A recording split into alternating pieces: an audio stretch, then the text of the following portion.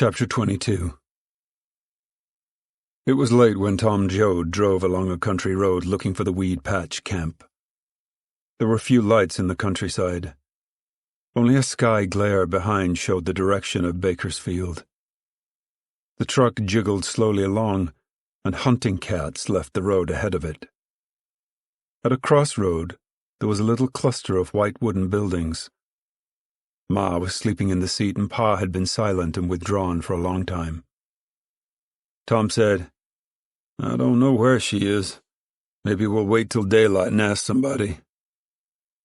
He stopped at a boulevard signal, and another car stopped at the crossing. Tom leaned out. "Hey, mister, know where the big camp is at?" "Straight ahead." Tom pulled across into the opposite road, a few hundred yards, and then he stopped. A high wire fence faced the road, and a wide gated driveway turned in. A little way inside the gate there was a small house with a light in the window. Tom turned in. The whole truck leaped into the air and crashed down again. "Jesus," Tom said. "I didn't even see that hump." A watchman stood up from the porch and walked to the car. He leaned on the side. "You hit her too fast," he said. "Next time you'll take it easy." "What is it, for God's sake?" The watchman laughed. "Well, a lot of kids playing here. You tell folks to go slow and they're liable to forget, but let 'em hit that hump once and they don't forget." "Oh, yeah. Hope I didn't break nothing. Say, you got any room here for us?" "Got one camp? How many of you?" Tom counted on his fingers. "Me and Pa and Ma, Al and Rosa Sharn and Uncle John and Ruthie and Winfield. Them last is kids." "Well, I guess we can fix you. Got any camping stuff?" "Got a big tarp and beds." The watchman stepped up on the running board. "Drive down the end of that line and turn right. You'll be in number 4 sanitary unit." "What's that?" "Toilets and showers and wash tubs."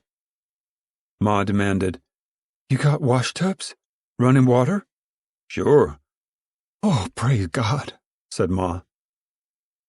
Tom drove down the long dark row of tents. In the sanitary building, a low light burned. "Pull in here," the watchman said. "It's a nice place. Folks that had it just moved out." Tom stopped the car. "Right there?" "Yep. Now you let the others unload while I sign you up. Get to sleep. The camp committee will call on you in the morning and get you fixed up." Tom's eyes drew down. "Cops?" he asked. The watchman laughed. "No cops. We got our own cops. Folks here elect their own cops. Come along." Al dropped off the truck and walked around. "Gonna stay here?" "Yeah," said Tom. "You and Pa unload while I'll go to the office." "Be kind of quiet," the watchman said. "There's a lot of folks sleeping." Tom followed through the dark and climbed the office steps and entered a tiny room containing an old desk and a chair. The guard sat down at the desk and took out a form. "Name?" "Tom Joad." "That's your father?" "Yeah." "His name?" "Tom Joad, too." The questions went on. "Where from? How long in the state? What work done?" The watchman looked up. "I'm not nosy. We gotta have this stuff." "Sure," said Tom. "Now, got any money?" "Little bit." "You ain't destitute." "Got a little. Why?" "Well, the campsite costs $1 a week, but you can work it out. Carrying garbage, keeping the camp clean, stuff like that." "We'll work it out," said Tom. "You'll see the committee tomorrow. They'll show you how to use the camp and tell you the rules." Tom said, "Say, what is this? What committee is this, anyways?" The watchman settled himself back. "Works pretty nice. There's 5 sanitary units. Each one elects a central committee man. Now that committee makes the laws. What they say goes." "Suppose they get tough," Tom said. "Well, you can vote 'em out just as quick as you vote 'em in. They've done a fine job. Tell you what they did? You know the holy roller preachers all the time follow the people around preaching and taking up collections? Well, they wanted to preach in this camp, and a lot of the older folks wanted him. So it was up to the Central Committee. They went into meeting, and here's how they fixed it. They say, any preacher can preach in this camp. Nobody can take up a collection in this camp. And it was kind of sad for the old folks, 'cause there hasn't been a preacher in since. Tom laughed, and then he asked, You mean to say the fellas that run the camp is just fellas camping here? Sure, and it works. You said about cops. Central Committee keeps order and makes rules. Then there's the ladies. They'll call on your ma. They keep care of kids and look after the sanitary units. If your ma isn't working, she'll look after kids for the ones that is working, and when she gets a job, why, there'll be others. They sew, and a nurse comes out and teaches them. All kinds of things like that. You mean to say they ain't no cops? No, sir. No cop can come in here without a warrant. Well, suppose a fella is just mean or drunk and quarrelsome. What then? The watchman stabbed the blotter with a pencil. Well, the first time the Central Committee warns him, and the second time they really warn him. The third time, they kick him out of the camp. God almighty, I can hardly believe it. Tonight the deputies and them fellows with the little caps, they burned the camp out by the river. They don't get in here, the watchman said. Some nights the boys patrol the fences, especially dance nights. Dance nights? Jesus Christ. We got the best dances in the county every Saturday night. Well, for Christ's sake, why ain't there more places like this? The watchman looked sullen. You'll have to find that out yourself. Go get some sleep. Good night, said Tom. Ma's gonna like this place. She ain't been treated decent for a long time. Good night, the watchman said. Get some sleep. This camp wakes up early. Tom walked down the street between the rows of tents. His eyes grew used to the starlight. He saw that the rows were straight and that there was no litter about the tents. The ground of the street had been swept and sprinkled. From the tents came the snores of sleeping people. The whole camp buzzed and snorted. Tom walked slowly. He neared number 4 sanitary unit, and he looked at it curiously, an unpainted building low and rough. Under a roof, but open at the sides, the rows of wash trays. He saw the Joad truck standing nearby, and went quietly toward it. The tarpaulin was pitched and the camp was quiet. As he drew near, a figure moved from the shadow of the truck and came toward him. Ma said softly, That you, Tom? Yeah. Shh, she said. They're all asleep. They was tired out. You ought to be asleep too, Tom said. Well, I wanted to see you. Is it all right? It's nice, Tom said. I ain't gonna tell you. They'll tell you in the morning. You're gonna like it, she whispered. I heard they got hot water. Yeah. Now you get to sleep. I don't know when you slept last. She begged. What ain't you gonna tell me? I ain't. You get to sleep. Suddenly she seemed girlish. How can I sleep if I gotta think about what you ain't gonna tell me? No, you don't, Tom said. First thing in the morning, you get on your other dress and then you'll find out. I can't sleep with nothing like that hanging over me. You got to, Tom chuckled happily. You just got to. Good night, she said softly, and she bent down and slipped under the dark tarpaulin. Tom climbed up over the tailboard of the truck. He lay down on his back on the wooden floor, and he pillowed his head on his crossed hands. And his forearms pressed against his ears. The night grew cooler. Tom buttoned his coat over his chest and settled back again. Stars were clear and sharp over his head.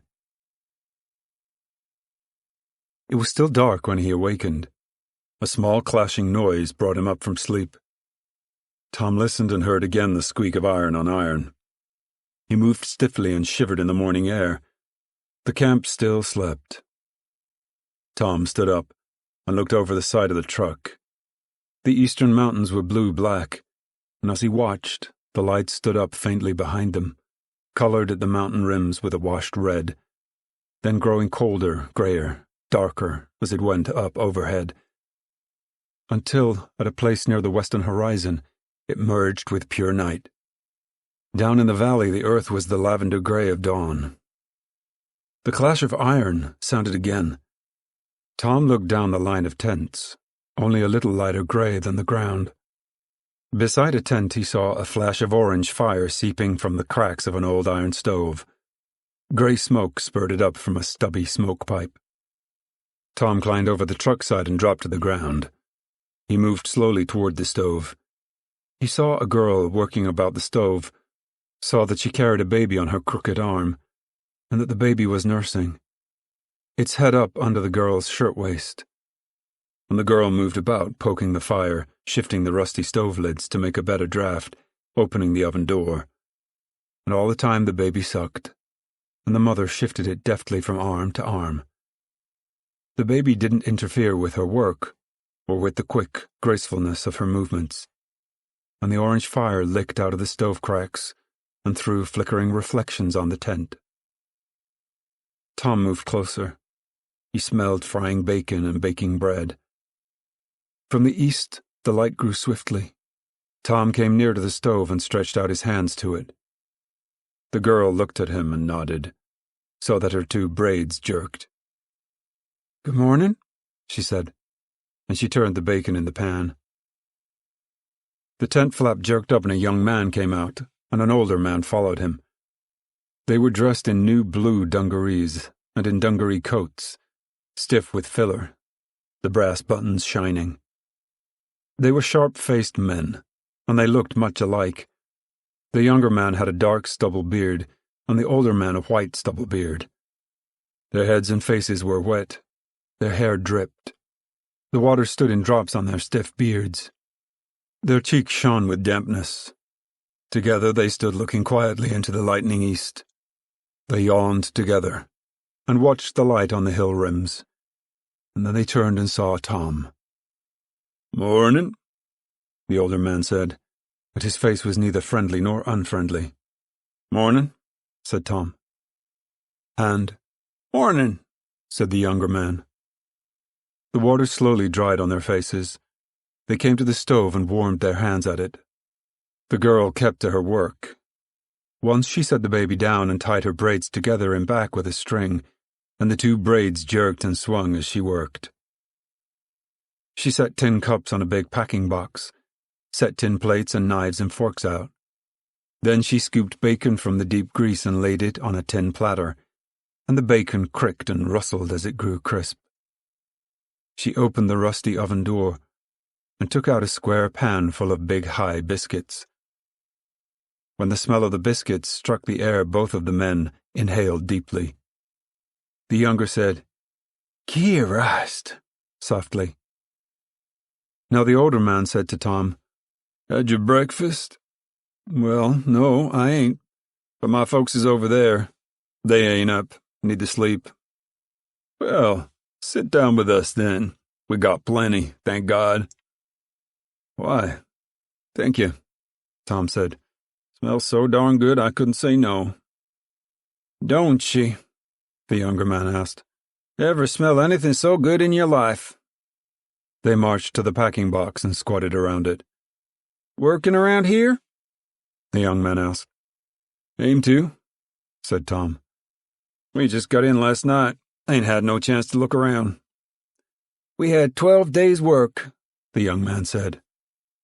The girl working by the stove said, "They even got new clothes."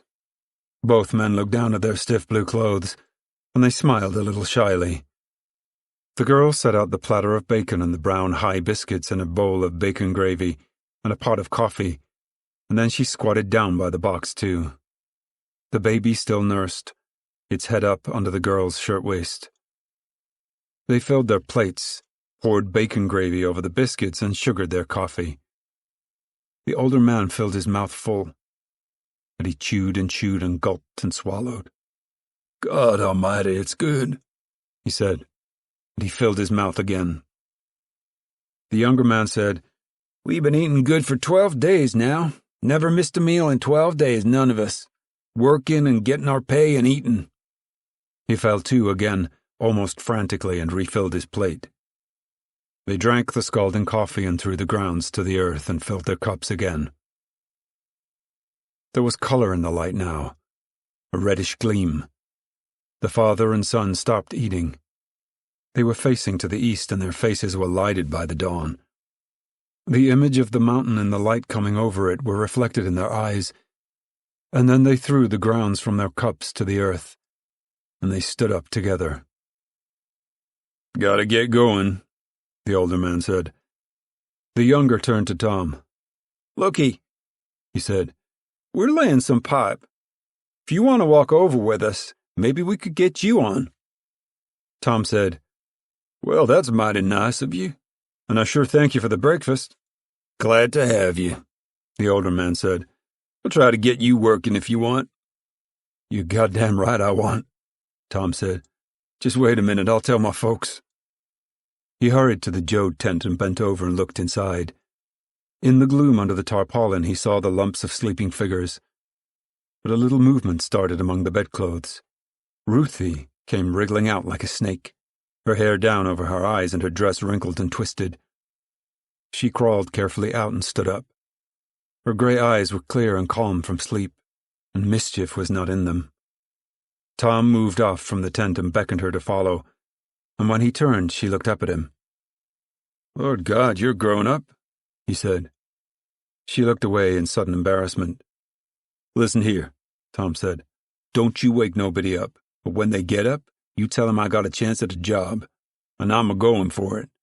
Tell Ma I had breakfast with some neighbors, you hear that?" Ruthie nodded and turned her head away, and her eyes were little girl's eyes. "Don't you wake 'em up," Tom cautioned. He hurried back to his new friends, and Ruthie cautiously approached the sanitary unit and peeked into the open doorway. The two men were waiting when Tom came back. The young woman had dragged a mattress out and put the baby on it while she cleaned up the dishes. Tom said, "I wanted to tell my folks where out I was. They wasn't awake." The three walked down the street between the tents. The camp had begun to come to life.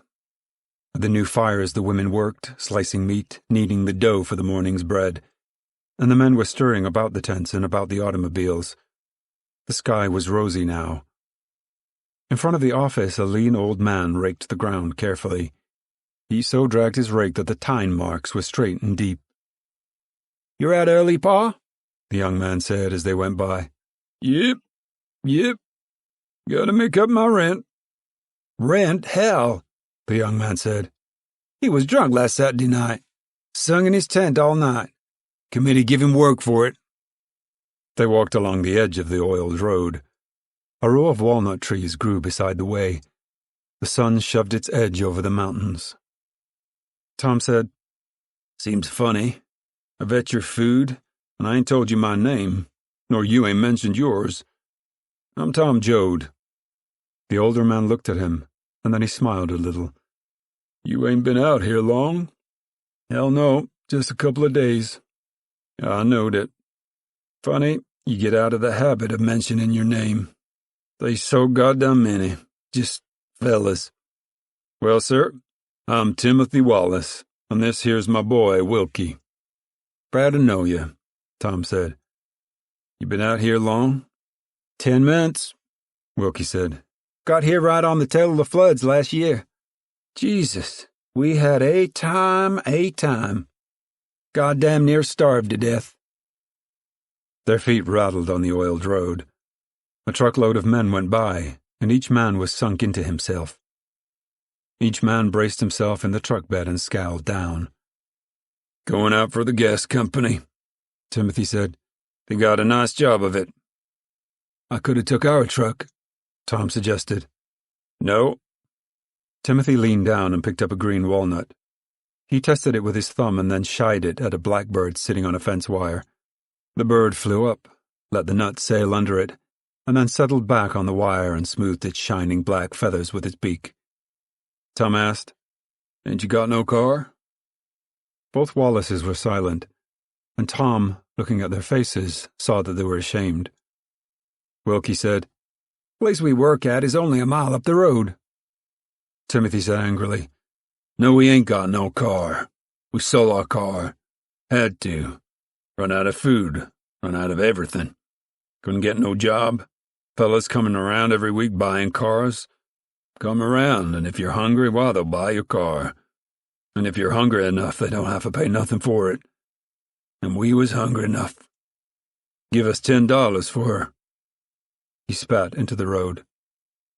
Wilkie said quietly, "I was in Bakersfield last week. I seen her. Sitting in a used car lot, sitting right there, and $75 was the sign on her." "We had to," Timothy said. "It was either us let 'em steal our car or us steal something from them. We ain't had to steal yet, but goddamn it, we been close." Tom said, "Before we left home, we heard they was plenty work out here. Seen handbills asking folks to come out." "Yeah," Timothy said. "We seen 'em too, and they ain't much work, and wages is coming down all the time. I get so goddamn tired just figuring how to eat." "You got work now?" Tom suggested. "Yeah, but it ain't gonna last long. Working for a nice fella. Got a little place, works alongside of us, but, hell, it ain't gonna last no time." Tom said, "Why in hell are you gonna get me on? I'll make it shorter. What you cutting your own throat for?" Timothy shook his head slowly. "I don't know. Got no sense, I guess. We figured to get us each a hat. Can't do it, I guess. There's a place off to the right there. Nice job, too. Getting 30 cents an hour. Nice friendly fella to work for." They turned off the highway and walked down a graveled road. Through a small kitchen orchard, and behind the trees they came to a small white farmhouse, a few shade trees, and a barn. Behind the barn, a vineyard and a field of cotton. As the three men walked past the house, a screen door banged and a stocky, sunburned man came down the back steps. He wore a paper sun helmet, and he rolled up his sleeves as he came across the yard. His heavy, sunburned eyebrows were drawn down in a scowl. His cheeks were sunburned a beef red. "Morning, Mr. Thomas," Timothy said. "Morning." The man spoke irritably. Timothy said, "This here's Tom Joad. We wondered if you could see your way to put him on." Thomas scowled at Tom, and then he laughed shortly, and his brows still scowled. "Oh, sure, I'll put him on. I'll put everybody on. Maybe I'll get 100 men on." "We just thought," Timothy began apologetically. Thomas interrupted him. "Yeah, I've been thinking too." He swung around and faced them. "I've got some things to tell you. I've been paying you 30 cents an hour, that right?" "Why, sure, Mr. Thomas, but—" "And I've been getting 30 cents worth of work." His heavy hands clasped each other. "We try to give a good day of work. Well, goddammit, this morning you're getting 25 cents an hour, and you take it or leave it." The redness of his face deepened with anger. Timothy said, "We've give you good work. You said so yourself." "I know it, but it seems like I ain't hiring my own men anymore." He swallowed. "Look," he said, "I've got 65 acres here. Did you ever hear of the Farmers Association?" "Why, sure." "Well, I belong to it. We had a meeting last night. Now, do you know who runs the Farmers Association? I'll tell you. The Bank of the West. The bank owns most of this valley, and it's got paper on everything it don't own. So last night the member from the bank told me. He said, 'You're paying 30 cents an hour. You'd better cut it down to 25. I said, "Well, I've got good men, they're worth 30. And he says, "It isn't that," he says. "The wage is 25 now, and if you pay 30, it'll only cause unrest. And by the way," he says, "you're going to need the usual amount for the crop loan next year." Thomas stopped. His breath was panting through his lips. "You see, the rate is 25 cents, and I like it." "We done good work," Timothy said helplessly. Ain't you got it yet? Mr. Bank hires 2,000 men and I hire 3. I've got paper to meet. Now, if you can figure some way out, by Christ, I'll take it. They got me." Timothy shook his head. "I don't know what to say. You wait here." Thomas walked quickly to the house. The door slammed after him. In a moment he was back, and he carried a newspaper in his hand. "Did you see this? Here, I'll read it. Citizens angered at red agitators burn squatters' camp. Last night, a band of citizens, infuriated at the agitation going on in a local squatters' camp, burned the tents to the ground and warned agitators to get out of the county." Tom began. "Why, And then he closed his mouth and was silent. Thomas folded the paper carefully and put it in his pocket. He had himself in control again. He said quietly, "Those men were sent out by the association. Now I'm giving 'em away. And if they ever find out I told, I won't have a farm next year." "I just don't know what to say," Timothy said. "If they was agitators, I can see why they was mad." Thomas said, "I watched it a long time. There's always red agitators just before a pay cut, always. God damn it, they got me trapped. Now, what are you going to do? 25 cents? Timothy looked to the ground. "I'll work," he said. "Me too," said Wilkie. Tom said, "Seems like I walked into something. Sure, I'll work. I gotta work." Thomas pulled a bandana out of his hip pocket and wiped his mouth and chin. "I don't know how long it can go on. I don't know how you men can feed a family on what you get now." "We can while we work," Wilkie said. "It's when we don't get work." Thomas looked at his watch. "Well, let's get out and dig some ditch, by God," he said. "I'm going to tell you. You fellas live in that government camp, don't you?" Timothy stiffened. "Yes, sir." "And you have dances every Saturday night?" Wilkie smiled. "We sure do." "Well, look out next Saturday night." Suddenly Timothy straightened. He stepped close. "What do you mean?" "I belong to the Central Committee. I've got to know." Thomas looked apprehensive. "Don't you ever tell I told." "What is it?" Timothy demanded. "Well, the association don't like the government camps. Can't get a deputy in there. The people make their own laws, I hear, and you can't arrest a man without a warrant. Now, if there was a big fight, and maybe shooting, a bunch of deputies could go in and clean out the camp." Timothy had changed. His shoulders were straight and his eyes were cold. "What do you mean?" "Don't you ever tell where you heard," Thomas said uneasily. "There's going to be a fight in the camp Saturday night, and there's going to be deputies ready to go in." Tom demanded. "Why, for God's sake? Those folks ain't bothering nobody." "I'll tell you why," Thomas said. "Those folks in the camp are getting used to being treated like humans. When they go back to the squatters' camps, they'll be hard to handle." He wiped his face again. "Going out to work now. Jesus, I hope I haven't talked myself out of my farm. But I like you people." Timothy stepped in front of him and put out a hard, lean hand, and Thomas took it. "Nobody won't know who told. We thank you. There won't be no fight. Go on to work now," Thomas said. "And it's 25 cents an hour."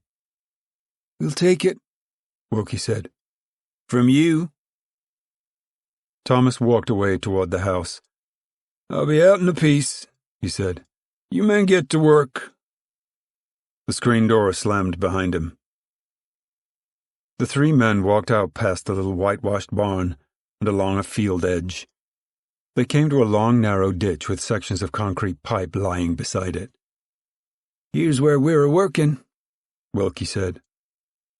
His father opened the barn and passed out 2 picks and 3 shovels, and he said to Tom, "Here's your beauty." Tom hefted the pick. Jumpin' Jesus if she don't feel good. Wait till about 11 o'clock, Wilkie suggested. See how good she feels then. They walked to the end of the ditch. Tom took off his coat and dropped it on the dirt pile. He pushed up his cap and stepped into the ditch. Then he spat on his hands. The pick arose into the air and flashed down. Tom grunted softly. The pick rose and fell, and the grunt came at the moment it sank into the ground and loosened the soil.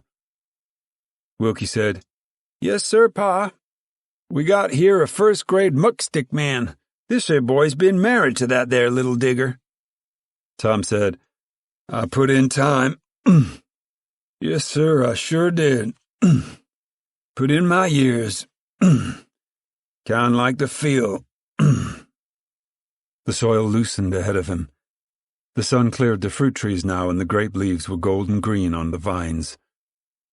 6 feet along, and Tom stepped aside and wiped his forehead. Wilkie came behind him. The shovel rose and fell, and the dirt flew out to the pile beside the lengthening ditch. "I heard about this here Central Committee," said Tom. "So, you're one of 'em?" "Yes, sir," Timothy replied. "And it's a responsibility. All them people, we're doing our best, and the people in the camp are doing their best. I wish them big farmers wouldn't plague us so. I wish they wouldn't." Tom climbed back into the ditch, and Wilkie stood aside. Tom said, "How about this fight? At the dance he told about. What they want to do that for?" Timothy followed behind Wilkie, and Timothy's shovel beveled the bottom of the ditch and smoothed it ready for the pipe. "Seems like they got to drive us," Timothy said. "They're scared we'll organize, I guess. And maybe they're right. This here camp is an organization. People there look out for theirselves. Got the nicest string band in these parts. Got a little charge account in the store for folks that's hungry. $5. You can get that much food and the camp will stand good. We ain't never had no trouble with the law. I guess the big farmers is scared of that. Can't throw us in jail. Why, it scares 'em. Figure maybe if we can govern ourselves, maybe we'll do other things." Tom stepped clear of the ditch and wiped the sweat out of his eyes. "You hear what that paper said about agitators up north of Bakersfield?" "Sure," said Wilkie. "They do that all the time." "Well, I was there. They wasn't no agitators. What they call Reds. The hell is these Reds, anyway?" Timothy scraped a little hill level in the bottom of the ditch. The sun made his white bristle beard shine. "There's a lot of fellas want to know what Reds is," he laughed. "One of our boys found out." He patted the piled earth gently with his shovel. "Fella named Hines. Got about 30,000 acres, peaches and grapes. Got a cannery and a winery. Well, he's all the time talking about them goddamn Reds. Goddamn Reds is driving the country to ruin, he says. And we gotta drive these here red bastards out. Well, they were a young fella just come out west here, and he's listening one day. Kinda scratched his head, and he says, 'Mr. Hines, I ain't been here long. What is these goddamn Reds?' 'Well, sir,' Hines says, 'a Red is any son of a bitch that wants 30 cents an hour when we're paying 25. Well, this young fella, he thinks about her, and he scratches his head, and he says, 'Well, Jesus, Mr. Hines, I ain't a son of a bitch, but if that's what a Red is, why, I want 30 cents an hour. Everybody does.' Hell, Mr. Hines, we're all Reds." Timothy drove his shovel along the ditch bottom, and the solid earth shone where the shovel cut it. Tom laughed. "Me too, I guess." His pick arced up and drove down, and the earth cracked under it. The sweat rolled down his forehead and down the sides of his nose, and it glistened on his neck. "Damn it," he said. "A pick is a nice tool. If you don't fight it, you and the pick working together." In line, the three men worked and the ditch inched along, and the sun shone hotly down on them in the growing morning. When Tom left her, Ruthie gazed in at the door of the sanitary unit for a while. Her courage was not strong without Winfield to boast for. She put a bare foot in on the concrete floor and then withdrew it. Down the line, a woman came out of a tent and started a fire in a tin camp stove. Ruthie took a few steps in that direction, but she could not leave. She crept to the entrance of the Joad tent and looked in. On one side, lying on the ground, lay Uncle John, his mouth open and his snores bubbling spittily in his throat. Ma and Pa were covered with a comfort, their heads in, away from the light. Al was on the far side from Uncle John, and his arm was flung over his eyes. Near the front of the tent, rows of Sharon and Winfield lay, and there was a space where Ruthie had been, beside Winfield. She squatted down and peered in. Her eyes remained on Winfield's tow head, and as she looked, the little boy opened his eyes and stared out at her, and his eyes were solemn. Ruthie put her finger to her lips and beckoned him with the other hand. Winfield rolled his eyes over to Rose of Sharon. Her pink flushed face was near to him, and her mouth was open a little. Winfield carefully loosened the blanket and slipped out. He crept out of the tent cautiously and joined Ruthie. "How long you been up?" he whispered. She led him away with elaborate caution, and when they were safe, she said, "I never been to bed. I was up all night." "You was not," Winfield said. "You're a dirty liar." "All right," she said. "If I'm a liar, I ain't going to tell you nothing that happened. I ain't going to tell you how the fella got killed with a stab knife and how there was a bear come in and took off a little child." "They wasn't no bear," Winfield said uneasily. He brushed up his hair with his fingers and he pulled down his overalls at the crotch. "All right, they wasn't no bear," she said sarcastically. "And they ain't no white things made out of dish stuff like in the catalogs." Winfield regarded her gravely. He pointed to the sanitary unit. "In there?" he asked. "I'm a dirty liar," Ruthie said. "It ain't going to do me no good to tell stuff to you." "Let's go look," Winfield said. "I already been," Ruthie said. "I already sat on 'em. I even peed in one." "You never neither," said Winfield. They went to the unit building, and that time Ruthie was not afraid. Boldly she led the way into the building. The toilets lined up one side of the large room, and each toilet had its compartment with a door in front of it. The porcelain was gleaming white.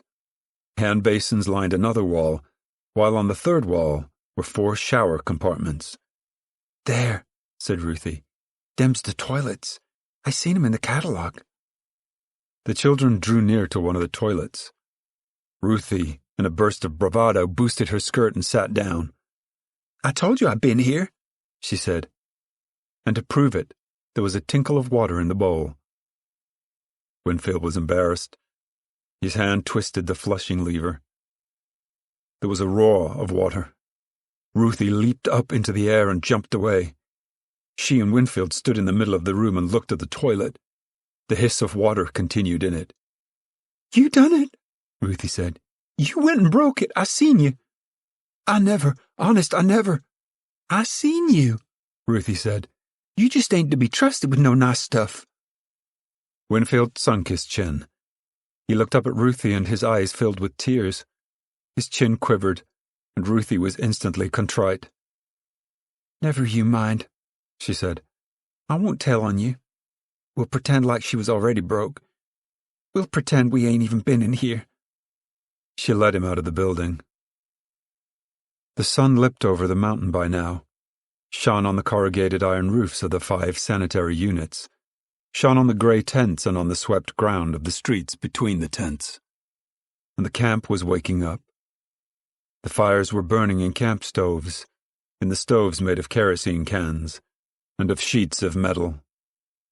The smell of smoke was in the air. Tent flaps were thrown back and people moved about in the streets. In front of the Joad tent, Ma stood looking up and down the street. She saw the children and came over to them. "I was worrying," Ma said. "I didn't know where you was." "We was just looking," Ruthie said. "Well, where's Tom? You seen him?" Ruthie became important. "Yes, ma'am. Tom, he got me up and he told me what to tell you." She paused to let her importance be apparent. "Well, what?" Ma demanded. "He said to tell you." She paused again and looked to see that Winfield appreciated her position. Ma raised her hand, the back of it toward Ruthie. "What?" "He got work," said Ruthie quickly. "Went out to work." She looked apprehensively at Ma's raised hand. The hand sank down again, and then it reached out for Ruthie.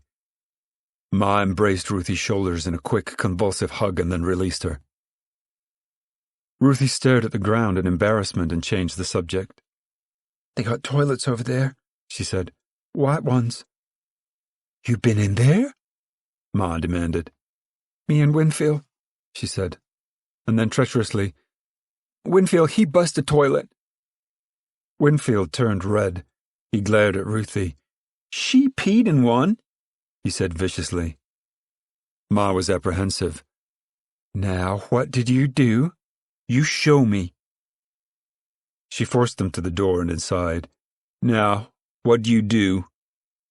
Ruthie pointed. "It was a hissing and a swishing. Stop now." "Show me what you done," Ma demanded. Winfield went reluctantly to the toilet. "I didn't push it hard," he said. "I just had a hold of this here and—" The swish of water came again. He leaped away. Ma threw her head back and laughed, while Ruthie and Winfield regarded her resentfully. "That's the way she works," Ma said. "I've seen 'em before. When you finish, you push that." The shame of their ignorance was too great for the children. They went out the door and they walked down the street to stare at a large family eating breakfast. Ma watched them out of the door, and then she looked about the room. She went to the shower closets and looked in. She walked to the wash basins and ran her finger over the white porcelain. She turned the water on a little and held her finger in the stream, jerking her hand away when the water came hot.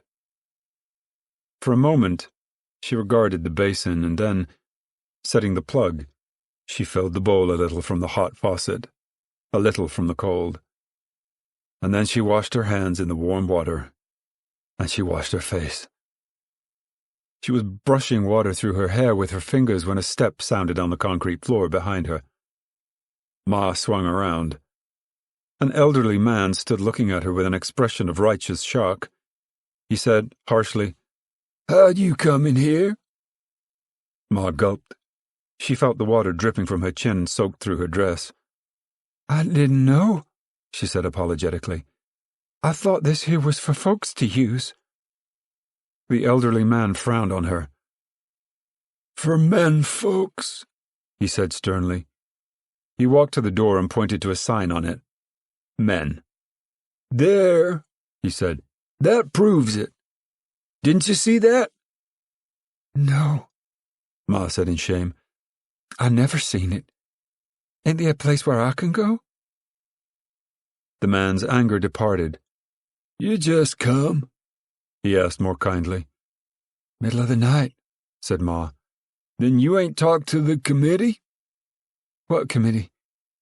"Why, the ladies' committee." "No, I ain't," he said proudly. "The committee'll call on you pretty soon and fix you up. We take care of folks that's just come in. Now, if you want a ladies' toilet, you just go on the other side of the building. That side's yourn." Ma said uneasily. "You say a ladies' committee come into my tent?" He nodded his head. "Pretty soon, I guess." "Thank you," said Ma. She hurried out and half ran to the tent. "Pa," she called. "John, get up. You, Al, get up and get washed." Startled, sleepy eyes looked out at her. "All of you," Ma cried. "You get up and get your face washed and comb your hair." Uncle John looked pale and sick. There was a red bruised place on his chin. Pa demanded, "What's the matter?" "The committee," Ma cried. "They's a committee, a ladies' committee a-coming to visit. Get up now and get washed. And while we was a-sleeping and a-snoring, Tom went out and got work. Get up now." They came sleepily out of the tent. Uncle John staggered a little, and his face was pained.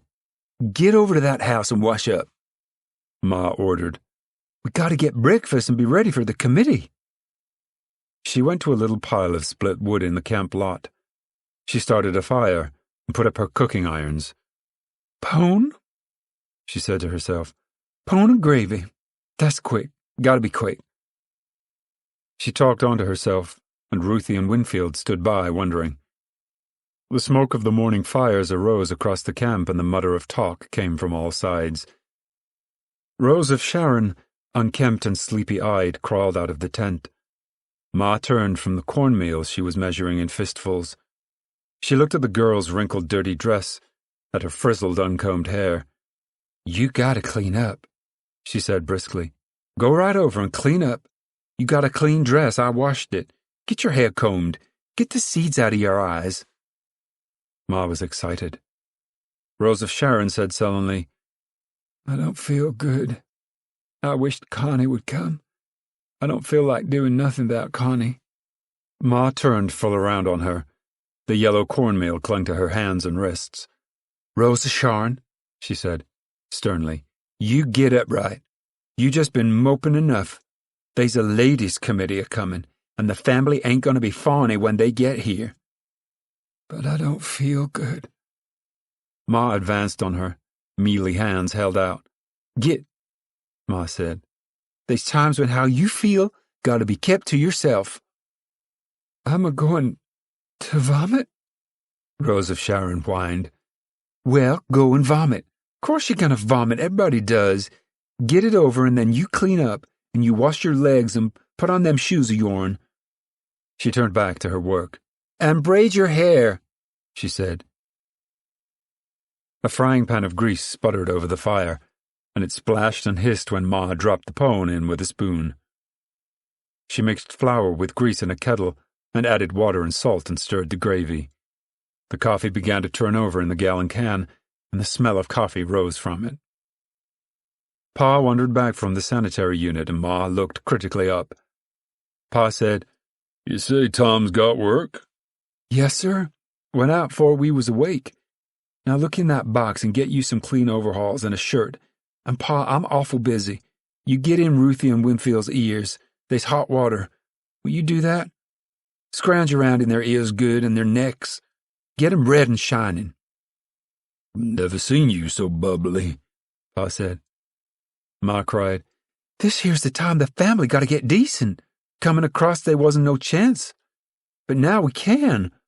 Throw your dirty overalls in the tent and I'll wash 'em out."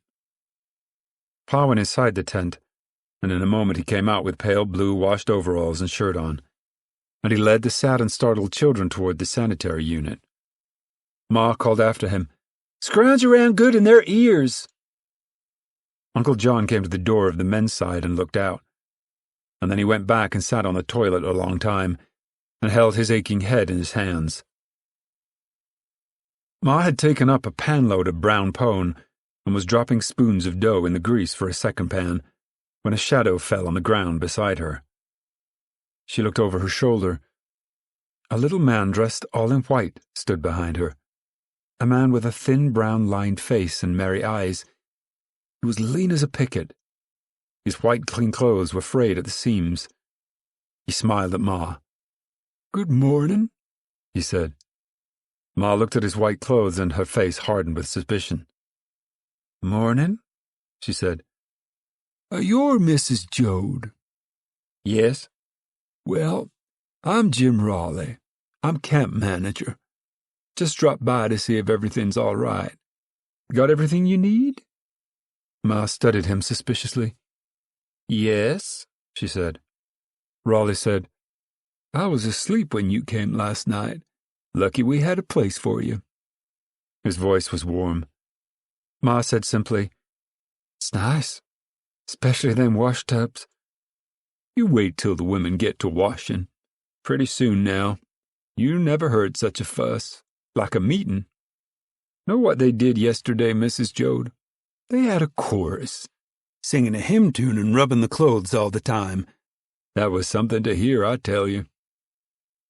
The suspicion was going out of Ma's face. Must have been nice. You're the boss? No, he said. The people here worked me out of a job. They keep the camp clean, they keep order, they do everything. I never saw such people.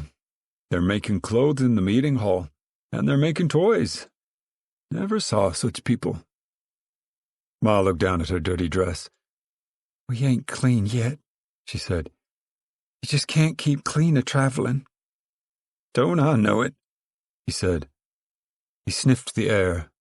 Say, is that your coffee smells so good? Ma smiled. Does smell nice, doesn't it? Outside it always smells nice.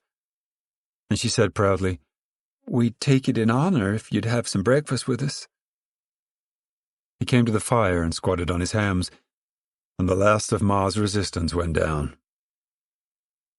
We'd be proud to have you, she said. We ain't got much that's nice, but you're welcome. The little man grinned at her. I had my breakfast, but I'd sure like a cup of that coffee. Smells so good.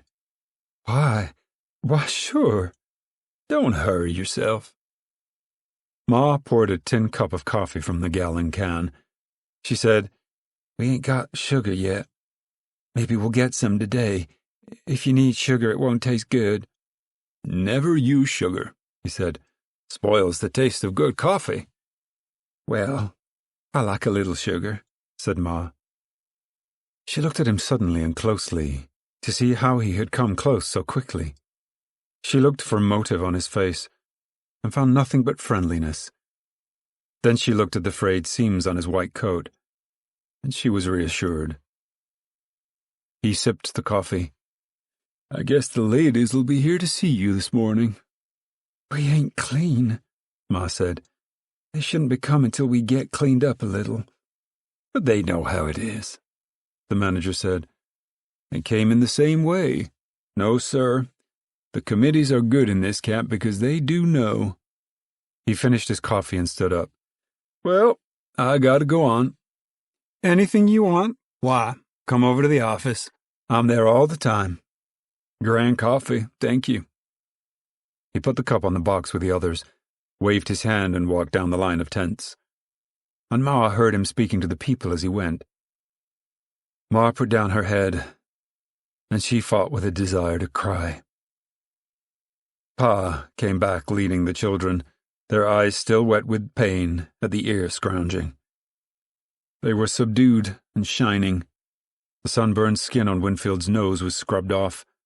There, Pa said. Got dirt and 2 layers of skin. Had to almost lick 'em to make 'em stand still. Ma appraised them. They look nice, she said. Help yourself to pone and gravy. Got to get stuff out of the way and the tent in order. Pa served plates for the children and for himself. Wonder where Tom got work. I don't know. Well, if he can, we can. Al came excitedly to the tent. What a place, he said. He helped himself and poured coffee. Know what a fella's doing? He's building a house trailer, right over there, back of them tents. Got beds and a stove, everything. Just live in her. By God, that's the way to live. Right where you stop. That's where you live. Ma said, I'd rather have a little house.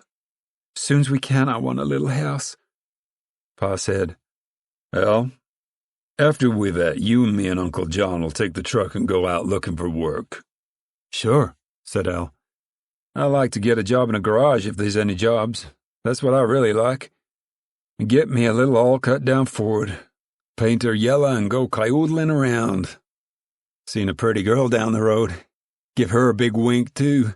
Pretty as hell, too. Pa said sternly, You better get you some work before you go a tomcatting. Uncle John came out of the toilet and moved slowly near. Ma frowned at him. You ain't washed, she began, and then she saw how sick and weak and sad he looked. You go on in the tent and lay down, she said.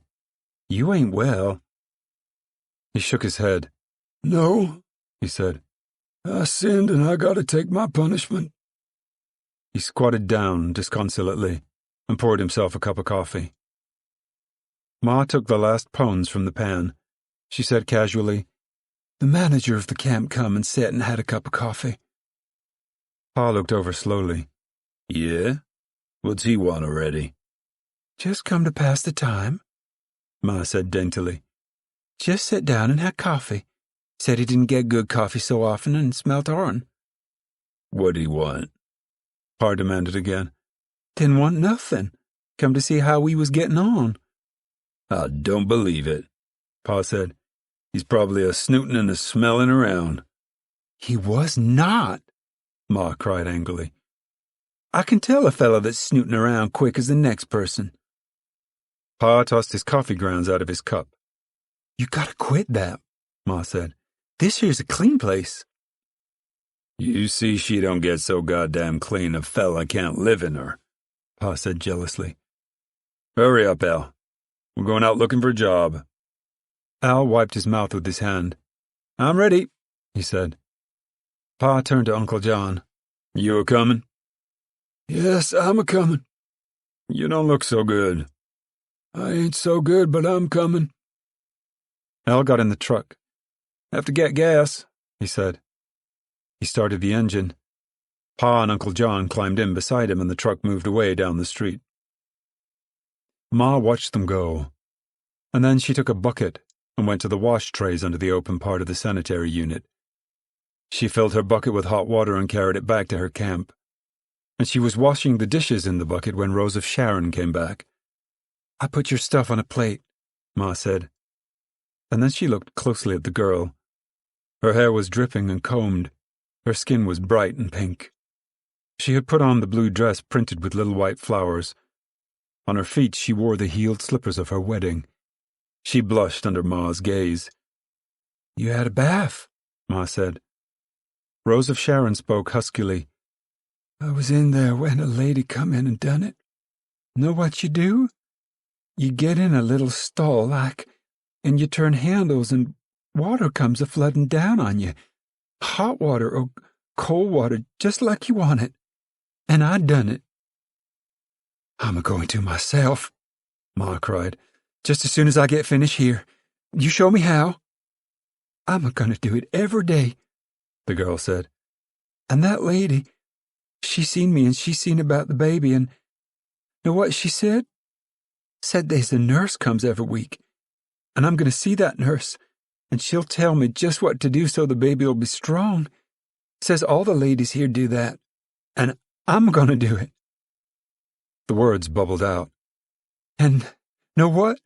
Last week there was a baby born, and the whole camp gave a party, and they give clothes and they give stuff for the baby, even a baby buggy, wicker one. It wasn't new, but they give it a coat of pink paint, and it was just like new. And they give the baby a name and had a cake. Oh, Lord. She subsided, breathing heavily.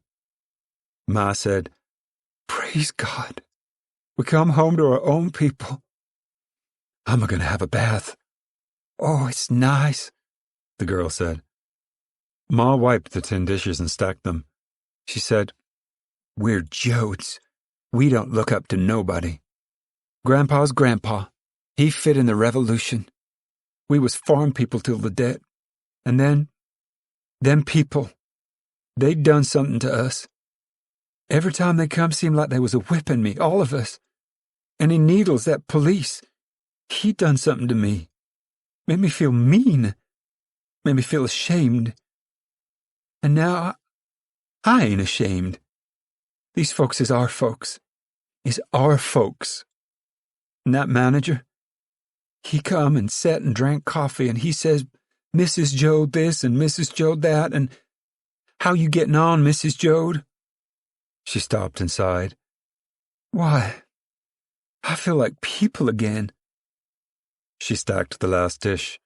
She went into the tent and dug through the clothes box for her shoes and a clean dress, and she found a little paper package with her earrings in it. As she went past Rose of Sharon, she said, If them ladies come, you tell them I'll be right back. She disappeared around the side of the sanitary unit. Rose of Sharon sat down heavily on a box and regarded her wedding shoes, black patent leather and tailored black bows. She wiped the toes with her finger and wiped her finger on the inside of her skirt. Leaning down put a pressure on her growing abdomen. She sat up straight and touched herself with exploring fingers, and she smiled a little as she did it. Along the road a stocky woman walked, carrying an apple box of dirty clothes toward the washtubs. Her face was brown with sun, and her eyes were black and intense. She wore a great apron, made from a cotton bag over her gingham dress, and men's brown Oxfords were on her feet. She saw that Rose of Sharon caressed herself, and she saw the little smile on the girl's face. "So?" she cried, and she laughed with pleasure. "What you think it's gonna be?" Rose of Sharon blushed and looked down at the ground, and then peeked up, and the little shiny black eyes of the woman took her in. "I don't know," she mumbled. The woman plopped the apple box on the ground. "Got a live tumor," she said, and she cackled like a happy hen. "Which would you rather?" she demanded. "I dunno. Boy, I guess." "Sure, boy." "You just come in, didn't you?" "Last night late." "Gonna stay?" "I don't know. If we can get work, guess we will." A shadow crossed the woman's face, and the little black eyes grew fierce. "If you can get work? That's what we all say." "My brother got a job already this morning." "Did, huh? Maybe you're lucky. Look out for luck. You can't trust luck." She stepped in close. "You can only get one kind of luck. Can't have more." "You be a good girl," she said fiercely. "You be good. If you got sins on you, you better watch out for that there baby." She squatted down in front of Rose of Sharon. "They's scandalous things goes on in this here camp," she said, darkly. "Every Saturday night, they's dancing. Not only square dancing, neither. They some does clutch and hug dancing. I seen 'em." Rose of Sharon said guardedly, "I like dancing, square dancing." And she added virtuously, "I never done that other kind." The brown woman nodded her head dismally. "Well, some does. And the Lord ain't letting it get by, neither. And don't you think He is?" "No, ma'am," the girl said softly. The woman put one brown, wrinkled hand on Rose of Sharon's knee, and the girl flinched under the touch. "You let me warn you now. There ain't but a few deep-down Jesus lovers left. Every Saturday night when that there string band starts up, it should be a playing hymn nody. They are a-reeling. Yes, sir, a-reeling.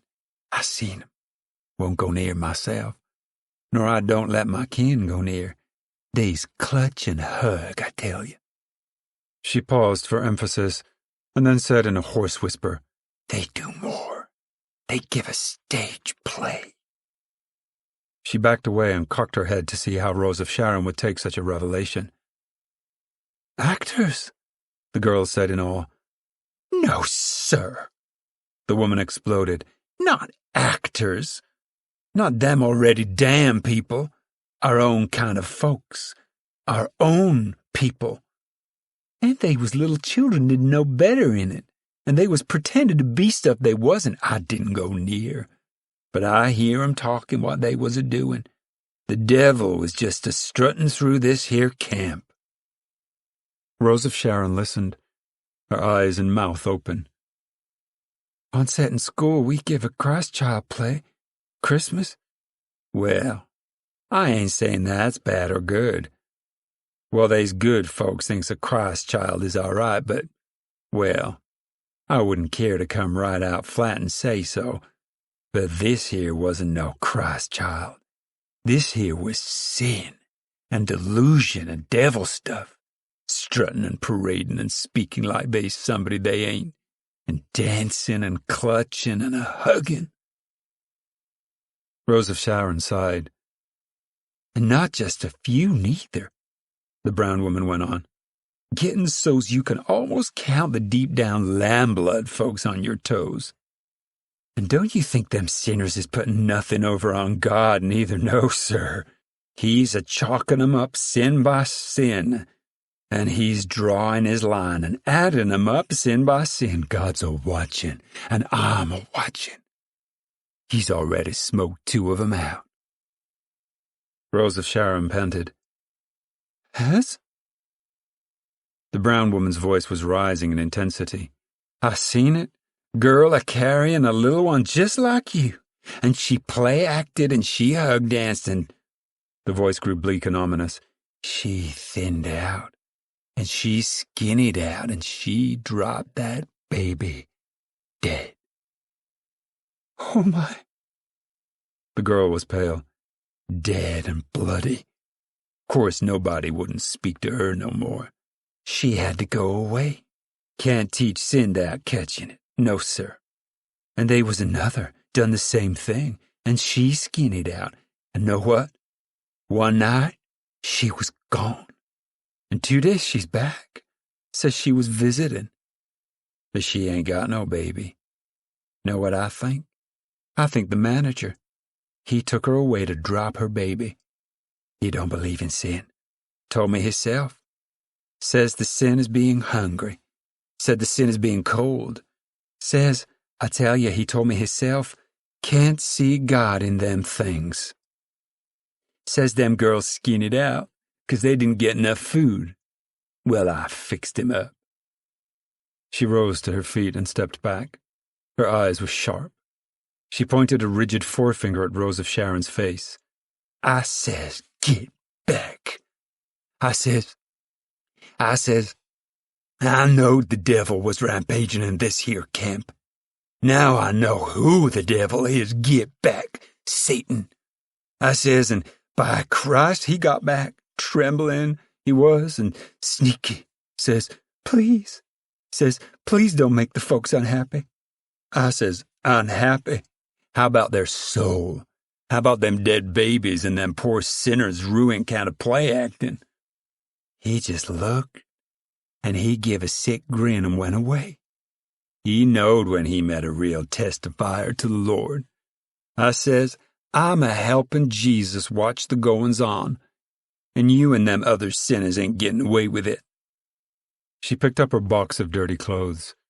You take heed. I warned you. You take heed of that poor child in your belly and keep out of sin. And she strode away titanically, and her eyes shone with virtue. Rose of Sharon watched her go, and then she put her head down on her hands and whimpered into her palms. A soft voice sounded beside her. She looked up, ashamed. It was the little white-clad manager. Don't worry, he said. Don't you worry. Her eyes blinded with tears. But I done it, she cried. I hug-danced. I didn't tell her. I done it in Sally saw, me and Connie. Don't worry, he said. She says I'll drop the baby. I know she does. I kind of keep my eye on her. She's a good woman, but she makes people unhappy. Rose of Sharon sniffed wetly. She knows 2 girls lost their baby right in this here camp. The manager squatted down in front of her. Look, he said. Listen to me. I know them too. They were too hungry and too tired, and they worked too hard, and they rode on a truck over bumps. They were sick. It wasn't their fault. And she said, don't worry. That woman likes to make trouble. But she said you was the devil. I know she does. That's because I won't let her make people miserable. He patted her shoulder. Don't you worry. She doesn't know. And he walked quickly away. Rose of Sharon looked after him. His lean shoulders jerked as he walked. She was still watching his slight figure when Ma came back clean and pink, her hair combed and wet and gathered in a knot.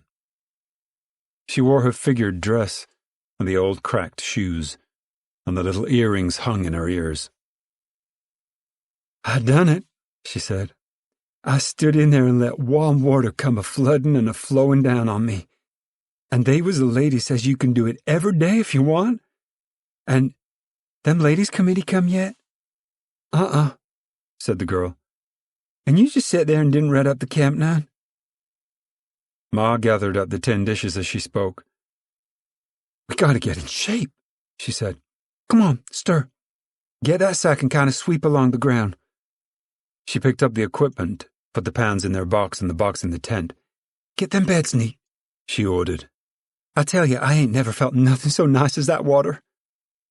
Rose of Sharon listlessly followed orders. "You think Connie'll be back today?" "Maybe, maybe not. Can't tell." "You sure he knows where to come?"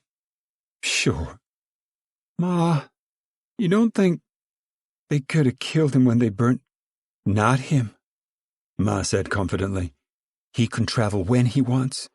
Jackrabbit quick and fox sneaky. I wished he'd come." "He'll come when he comes." "Ma, I wished you'd get to work." "Well, do you think dancing and play-acting is sins and'll make me drop the baby?" Ma stopped her work and put her hands on her hips. "Now what you talking about? You ain't done no play-acting." "Well, some folks here done it. And one girl, she dropped her baby dead and bloody, like it was a judgment." Ma stared at her. "Who told you?" "Lady that come by. And that little fella in white clothes, he come by and he says that ain't what done it." Ma frowned. "Rose of Sharon," she said, "you stop picking at yourself. You're just a-teasing yourself up to cry. I don't know what's come at you. Our folks ain't never did that. They took what come to 'em dry-eyed. I bet it's that Connie give you all them notions. He was just too big for his overalls." And she said sternly, "Rose of Sharon, you're just one person, and they's a lot of other folks. You get to your proper place. I know people built theirself up with sin till they figured they was big mean shucks in the sight of the Lord. But Ma, no. Just shut up and get to work. You ain't big enough or mean enough to worry God much. And I'm going to give you the back of my hand if you don't stop this picking at yourself." She swept the ashes into the fire hole and brushed the stones on its edge. She saw the committee coming along the road. "Get working," she said. "Here's the ladies coming. Get a working now so's I can be proud." She didn't look again, but she was conscious of the approach of the committee. There could be no doubt that it was the committee. 3 ladies, washed, dressed in their best clothes, a lean woman with stringy hair and steel-rimmed glasses, a small stout lady with curly grey hair, and a small sweet mouth, and a mammoth lady big of hock and buttock, big of breast, muscled like a dray horse, powerful and sure, and the committee walked down the road with dignity. Ma managed to have her back turned when they arrived.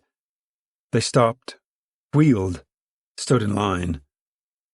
And the great woman boomed, "Mornin', Miss Joad, ain't it?" Ma whirled around as though she'd been caught off guard. "Why, yes. Yes. How'd you know my name?" "We're the committee," the big woman said. "Ladies' Committee of Sanitary Unit Number 4. We got your name in the office." Ma flustered. "We ain't in very good shape yet. I'd be proud to have you ladies come and sit while I make up some coffee." The plump committee woman said, "Give our names, Jessie. Mention our names to Miss Joad. Jessie's the chair," she explained. Jessie said formally, "Miss Joad, this here's Annie Littlefield and Ella Summers, and I'm Jessie Bullitt." "I'm proud to make your acquaintance," Ma said. "Won't you sit down? There ain't nothing to sit on yet," she added, "but I'll make up some coffee." "Oh, no," said Annie formally. "Don't put yourself out. We just come to call and see how you was and try to make you feel at home." Jessie Bullitt said sternly, "Annie, I'll thank you to remember I'm chair." "Oh, sure, but next week I am." "Well, You will next week, then. We change every week, she explained to Ma. Sure you wouldn't like a little coffee? Ma asked helplessly. No, thank you. Jessie took charge. We're going to show you about the sanitary unit first. And then if you wanna, we'll sign you up in the ladies' club and give you duty. Of course, you don't have to join. Does it cost much? Don't cost nothing but work. And when you're knowed, maybe you can be elected to this committee. Annie interrupted. Jessie here is on the committee for the whole camp. She's a big committee lady. Jessie smiled with pride. Elected unanimous, she said. Well, Miss Joad, I guess it's time we told you about how the camp runs. Ma said, This here's my girl, Rosa Sharn. How do? They said. Better come along, too. The huge Jessie spoke, and her manner was full of dignity and kindness, and her speech was rehearsed. You shouldn't think we're a-butting into your business, Miss Joad. This here camp got a lot of stuff everybody uses, and we got rules we made ourselves. Now, we're a-going to the unit. That there, everybody uses, and everybody got to take care of it. They strolled to the unroofed section where the wash trays were, 20 of them. 8 were in use. The women bending over, scrubbing the clothes, and the piles of wrung-out clothes were heaped on the clean concrete floor. Now, you can use these here any time you want, Jessie said. The only thing is, you gotta leave 'em clean. The women who were washing looked up with interest. Jessie said loudly, This here's Miss Joad and Rosa Sharn come to live. They greeted Ma in a chorus, and Ma made a dumpy little bow at them and said, Proud to meet you. Jessie led the committee into the toilet in the shower room. I've been here already, Ma said. I even took a bath. That's what they're for, Jessie said. And they's the same rule. You gotta leave 'em clean. Every week they's a new committee to swab out once a day. Maybe you'll get on that committee. You gotta bring your own soap. We gotta get some soap, Ma said. We're all out. Jessie's voice became almost reverential. You ever use this here kind? She asked and pointed to the toilets. Yes, ma'am, right this morning. Jessie sighed. That's good. Ella Summers said, Just last week. Jessie interrupted sternly. Miss Summers, I'll tell. Ella gave ground. Oh, all right. Jessie said, Last week, when you was chair, you done it all. I'll thank you to keep out this week. Well, tell what that lady done, Ella said. Well, said Jessie, it ain't this committee's business to go a-blabbing, but I won't pass no names. Lady come in last week, and she got in here for the committee come to her, and she had her old man's pants in the toilet, and she says, It's too low, it ain't big enough. Bust your back over here, she said. Why couldn't they stick her higher? The committee smiled superior smiles. Ella broke in, Says, can't put enough in at once. And Ella weathered Jessie's stern glance. Jessie said, We got our troubles with toilet paper. Rule says you can't take none away from here. She clicked her tongue sharply. Whole camp chips in for toilet paper. For a moment she was silent, and then she confessed, Number 4 is using more than any other. Somebody's stealing it.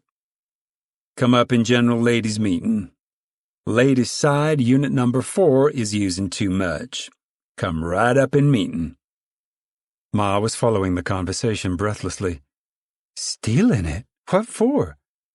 Well, said Jessie, we had trouble before. Last time they was 3 little girls cutting paper dolls out of it. Well, we caught them. But this time we don't know. Hardly put a roll out for it's gone. Come right up in meeting. One lady says we ought to have a little bell that rings every time the roll turns once. Then we could count how many everybody takes. She shook her head. I just don't know, she said. I've been worried all week. Somebody's a-stealing toilet paper from Unit 4. From the doorway came a whining voice. Miss Bullitt? The committee turned. Miss Bullitt, I heard what you says.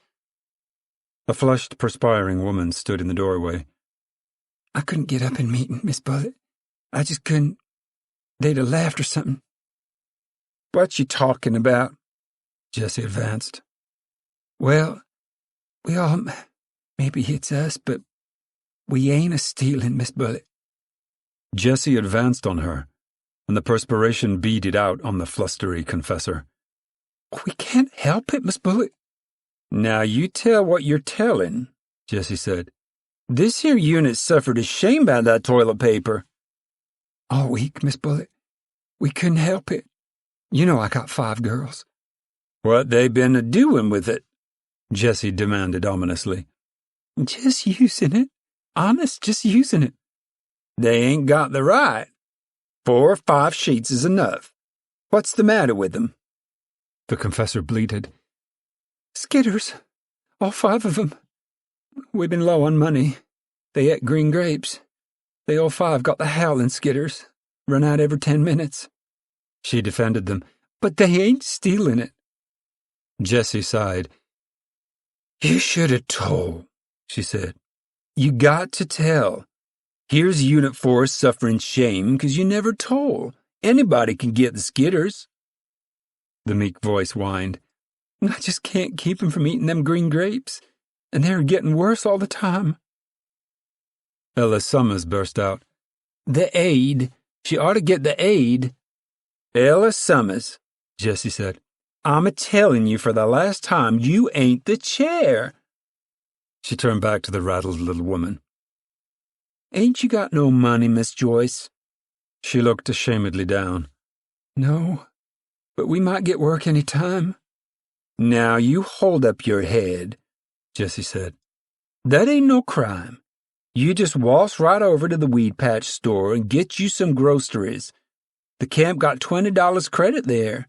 You get yourself $5 worth, and you can pay it back to the Central Committee when you get work. Miss Joyce, you know that, she said sternly. How come you let your girls get hungry? We ain't never took no charity, Mrs. Joyce said. This ain't charity, and you know it, Jessie raged. We had all that out. They ain't no charity in this here camp. We won't have no charity. Now you waltz right over and get you some groceries, and you bring the slip to me. Mrs. Joyce said timidly, Suppose we can't never pay. We ain't had work for a long time. You'll pay if you can. If you can't, that ain't none of our business. And it ain't your business. One fella went away, and 2 months later he sent back the money. You ain't got the right to let your girls get hungry in this here camp. Mrs. Joyce was cowed. Yes, ma'am, she said. Get you some cheese for them girls, Jessie ordered. They'll take care of them skitters. Yes, ma'am. And Mrs. Joyce scuttled out of the door. Jessie turned in anger on the committee. She got no right to be stiff-necked. She got no right, not with our old people. Annie Littlefield said, She ain't been here long. Maybe she don't know. Maybe she's just took charity one time or another. Nor, Annie said, don't you try to shut me up, Jessie. I got a right to pass speech. She turned half to Ma. If a body's ever took charity, makes a burn that don't come out. This ain't charity, but if you ever took it, you don't forget it. I bet Jessie ain't ever done it. No, I ain't, said Jessie. Well, I did, Annie said, last winter. And we was a-starving, me and Pa and the little fellas. And it was a-raining. Fella told us to go to the Salvation Army. Her eyes grew fierce. We was hungry. They made us crawl for our dinner. They took our dignity. I hate 'em. And maybe Miss Joyce took charity. Maybe she didn't know this ain't charity. Miss Joad, we don't allow nobody in this camp to build theirself up that way. We don't allow nobody to give nothing to another person. They can give it to the camp, and the camp can pass it out. We won't have no charity. Her voice was fierce and hoarse. I hate 'em," she said. "I ain't never seen my man beat before, but them Salvation Army done it to him." Jessie nodded. "I heard," she said softly. "I heard." "We got to take Miss Joad around," Ma said. "It sure is nice." "Let's go to the sewing room," Annie suggested. "Got 2 machines. They's a quilting and they're making dresses. You might like to work over there." When the committee called on Ma, Ruthie and Winfield faded imperceptibly back out of reach. "Why'd we go along and listen?" Winfield asked. Ruthie gripped his arm. "No," she said. "We got washed for them sons of bitches. I ain't going with them." Winfield said, "You told on me about the toilet. I'm a going to tell what you called them ladies." A shadow of fear crossed Ruthie's face. "Don't do it. I told 'cause I knowed you didn't really break it." "You did not," said Winfield. Ruthie said, "Let's look around." They strolled down the line of tents, peering into each one, gawking self-consciously. At the end of the unit there was a level place on which a croquet court had been set up. 6 children played seriously. In front of a tent, an elderly lady sat on a bench and watched. Ruthie and Winfield broke into a trot. "Leave us play," Ruthie cried. "Leave us get in." The children looked up. A pigtailed little girl said, "Next game you can." "I want to play now," Ruthie cried. "Well, you can't. Not till next game." Ruthie moved menacingly out on the court. "I'm a-gonna play." The pigtails gripped her mallet tightly. Ruthie sprang at her, slapped her, pushed her, and wrestled the mallet from her hands. "I says I was gonna play," she said triumphantly. The elderly lady stood up and walked onto the court. Ruthie scowled fiercely, and her hands tightened on the mallet. The lady said, "Let her play, like you done with Ralph last week." The children laid their mallets on the ground and trooped silently off the court. They stood at a distance and looked on with expressionless eyes. Ruthie watched them go. Then she hit a ball and ran after it. "Come on, Winfield, get a stick," she called. And then she looked in amazement. Winfield had joined the watching children, and he too looked at her with expressionless eyes. Defiantly, she hit the ball again. She kicked up a great dust. She pretended to have a good time, and the children stood and watched. Ruthie lined up 2 balls and hit both of them, and she turned her back on the watching eyes, and then turned back. Suddenly she advanced on them, mallet in hand. "You come and play," she demanded. They moved silently back at her approach. For a moment she stared at them, and then she flung down the mallet and ran, crying for home. The children walked back on the court. Pigtails said to Winfield, "You can get in the next game." The watching lady warned them, "When she comes back and wants to be decent, you let her. You was mean yourself, Amy." The game went on, while in the Joad tent, Ruthie wept miserably. The truck moved along the beautiful roads, past orchards where the peaches were beginning to color, past vineyards with the clusters pale and green, under lines of walnut trees whose branches spread half across the road. At each entrance gate, Al slowed, and at each gate there was a sign, "No help wanted, no trespassing." Al said, "Pa, they's bound to be work when them fruits gets ready. Funny place. They tell you there ain't no work before you ask 'em." He drove slowly on. Pa said, "Maybe we could go in anyways and ask if they know where there's any work. Might do that." A man in blue overalls and a blue shirt walked along the edge of the road. Al pulled up beside him. "Hey, mister," Al said. "Know where there's any work?" The man stopped and grinned, and his mouth was vacant of front teeth. "No," he said. "Do you? I've been walking all week, and I can't free none." "Live in that government camp?" Al asked. "Yeah." "Come on, then. Get up back and we'll all look. The man climbed over the sideboards and dropped in the bed. Pa said, I ain't got no hunch we'll find work. Guess we gotta look, though. We don't even know where at to look. Should have talked to the fellas in the camp, Al said. How you feeling, Uncle John? I ache, said Uncle John. I ache all over. I got it coming. I ought to go away where I won't bring down punishment on my own folks. Pa put his hand on John's knee. Look here, he said. Don't you go away. We're dropping folks all the time. Grandpa and Grandma dead, Noah and Connie run out, and the preacher in jail. I got a hunch we'll see that preacher again, John said. Al fingered the ball on the gear shift lever. You don't feel good enough to have no hunches, he said. The hell with it. Let's go back and talk and find out where there's some work. We're just hunting skunks underwater.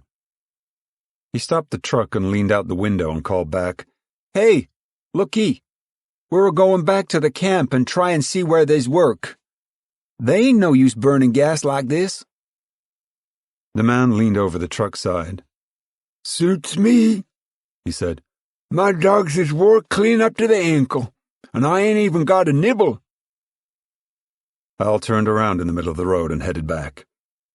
Pa said, Ma's gonna be pretty hurt, especially when Tom got work so easy.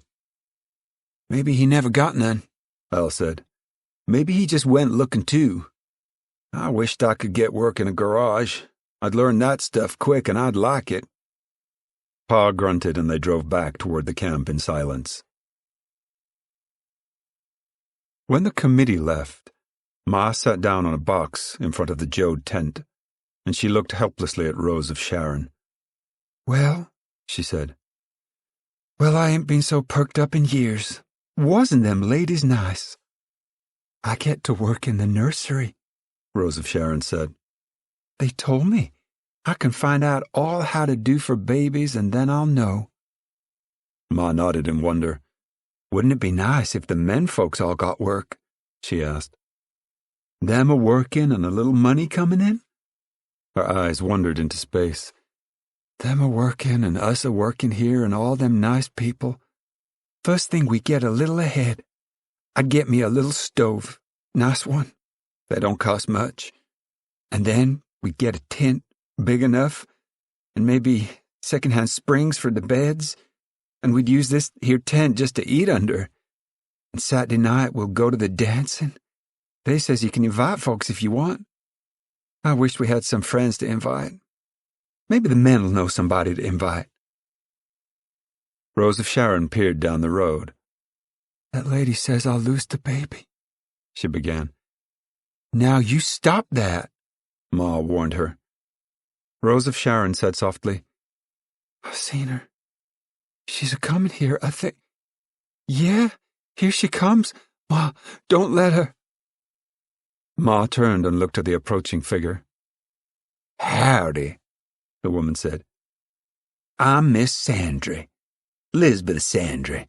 I seen your girl this morning. Howdy do, said Ma. Are you happy in the Lord? Pretty happy, said Ma. Are you saved? I've been saved. Ma's face was closed and waiting. Well, I'm glad, Lisbeth said. The sinners is awful strong around here. You come to an awful place. They's wickedness all around about. Wicked people. Wicked goings-on that a lamb-blood Christian just can't hardly stand. They's sinners all around us. Ma colored a little and shut her mouth tightly. Seems to me they's nice people here, she said shortly. Mrs. Sandry's eyes stared. Nice, she cried. You think they're nice when they're dancing and hugging? I tell you, your eternal soul ain't got a chance in this here camp. Went out to a meeting in Weed Patch last night. Know what the preacher says? He says, there's wickedness in that camp, he says. The poor is trying to be rich, he says. They's dancing and hugging when they should be wailing and moaning in sin. That's what he says. Everybody that ain't here is a black sinner, he says. I tell you, it made a person feel pretty good to hear him, and we knowed we was safe. We ain't danced. Ma's face was red. She stood up slowly and faced Mrs. Sandry. "Get," she said. "Get out now, for I get to be a sinner a telling you where to go. Get to your wailing and moaning." Mrs. Sandry's mouth dropped open. She stepped back, and then she became fierce. "I thought you was Christians." "So we are," Ma said. "No, you ain't. You're hell-burning sinners, all of you. And I'll mention it in meeting, too. I can see your black soul a-burning. I can see that innocent child in that there girl's belly a-burning." A low wailing cry escaped from Rose of Sharon's lips. Ma stooped down and picked up a stick of wood. "Get," she said coldly. "Don't you never come back. I seen your kind before. You'd take the little pleasure, wouldn't you?" Ma advanced on Mrs. Sandry. For a moment the woman backed away, and then suddenly she threw back her head and howled. Her eyes rolled up, her shoulders and arms flopped loosely at her side, and a string of thick, ropey saliva ran from the corner of her mouth. She howled again and again, long, deep animal howls. Men and women ran up from the other tents, and they stood near, frightened and quiet. Slowly the woman sank to her knees, and the howls sank to a shuddering, bubbling moan. She fell sideways, and her arms and legs twitched. The white eyeballs showed under the open eyelids. A man said softly, "The spirit. She got the spirit." Ma stood looking down at the twitching form. The little manager strode up casually. "Trouble?" he asked. The crowd parted to let him through. He looked down at the woman. "Too bad," he said. "Will some of you help her get back to her tent?" The silent people shuffled their feet. Two men bent over and lifted the woman. One held her under the arms and the other took her feet. They carried her away, and the people moved slowly after them. Rose of Sharon went under the tarpaulin and lay down and covered her face with a blanket. The manager looked at Ma, looked down at the stick in her hand. He smiled tiredly. "Did you clout her?" he asked. Ma continued to stare after the retreating people. She shook her head slowly. "No, but I woulda. Twice today she worked my girl up." The manager said, "Try not to hit her. She isn't well. She just isn't well." And he added softly, "I wish she'd go away, and all her family. She brings more trouble on the camp than all the rest together." Ma got herself in hand again. "If she comes back, I might hit her. I ain't sure. I won't let her worry my girl no more." "Don't worry about it, Mrs. Joad," he said. "You won't ever see her again. She works over the newcomers. She won't ever come back. She thinks you're a sinner." "Well, I am," said Ma. "Sure, everybody is, but not the way she means. She isn't well, Mrs. Joad." Ma looked at him gratefully and she called, "You hear that, Rosa Sharon? She ain't well. She's crazy." But the girl did not raise her head. Ma said, "I'm warning you, mister, if she comes back, I ain't to be trusted. I'll hit her." He smiled wryly. "I know how you feel," he said, "but just try not to. That's all I ask. Just try not to." He walked slowly away toward the tent where Mrs. Sandry had been carried. Ma went into the tent and sat down beside Rose of Sharon. "Look up," she said. The girl lay still. Ma gently lifted the blanket from her daughter's face. "That woman's kind of crazy," she said. "Don't you believe none of them things." Rose of Sharon whispered in terror, "When she said about burning, I felt burning." That ain't true, said Ma. I'm tired out, the girl whispered. I'm tired of things happening. I want to sleep. I want to sleep. Well, you sleep then. This here's a nice place.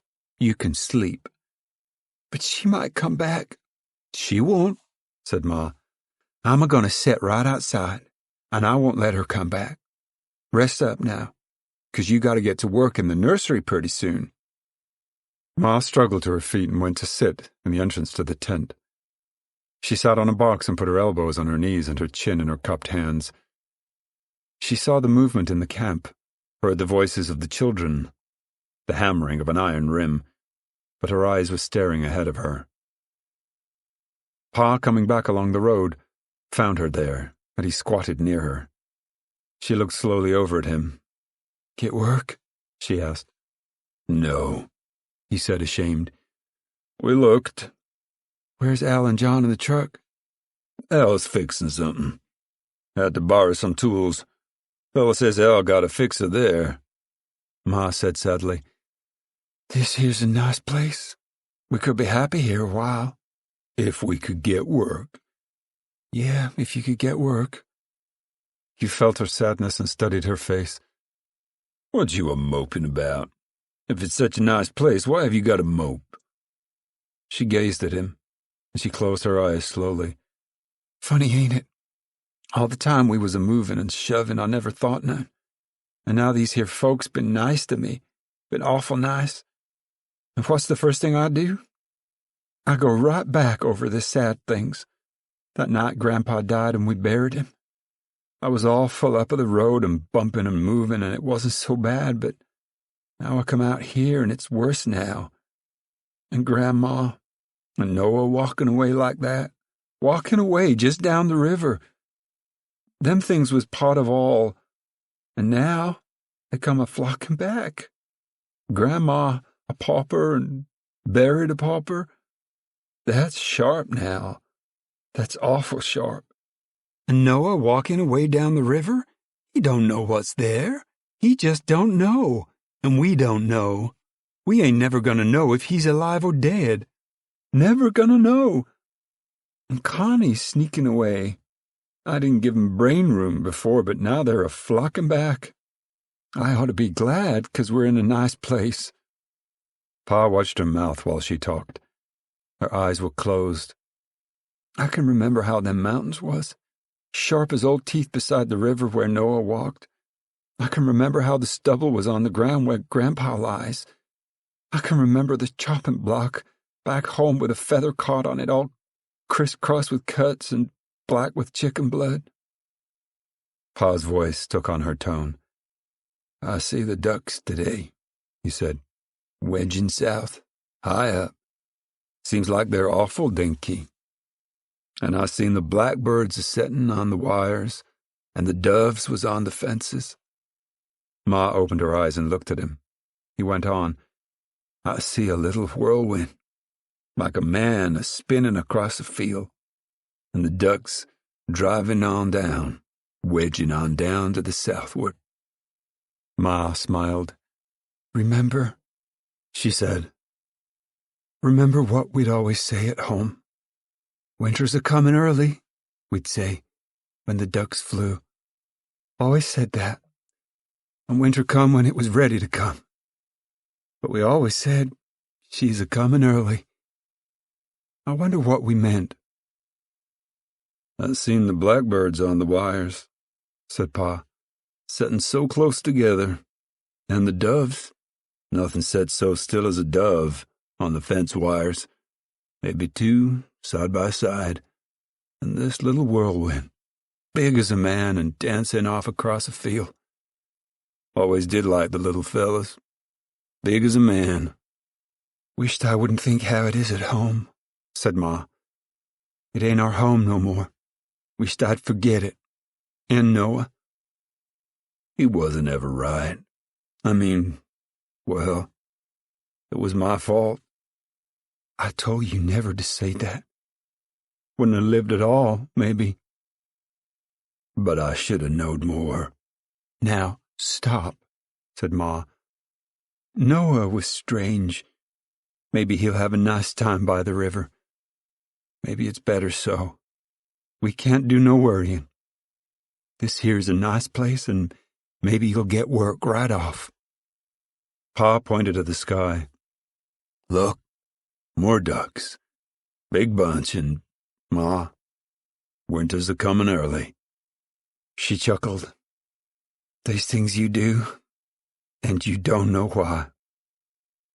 "Here's John," said Pa. "Come on and sit, John." Uncle John joined them. He squatted down in front of Ma. "We didn't get nowheres," he said. "Just run around. Say, Al wants to see you. Says he got to get a tire. Only one layer of cloth left, he says." Pa stood up. "I hope he can get her cheap. We ain't got much left. Where is Al?" "Down there, to the next cross street and turn right. Says gonna blow out and spoil a tube if we don't get a new one." Pa strolled away, and his eyes followed the giant V of ducks down the sky. Uncle John picked a stone from the ground and dropped it from his palm and picked it up again. He did not look at Ma. "They ain't no work," he said. "You didn't look all over," Ma said. "No, but they signs out." "Well, Tom must have got work. He ain't been back." Uncle John suggested, "Maybe he went away. Like Connie or like Noah." Ma glanced sharply at him, and then her eyes softened. "They's things you know," she said. "They's stuff you're sure of. Tom's got work, and he'll come in this evening, that's true." She smiled in satisfaction. "Ain't he a fine boy?" she said. "Ain't he a good boy?" The cars and trucks began to come into the camp, and the men trooped by toward the sanitary unit, and each man carried clean overalls and shirt in his hand. Ma pulled herself together. "John, you go find Pa. Get to the store.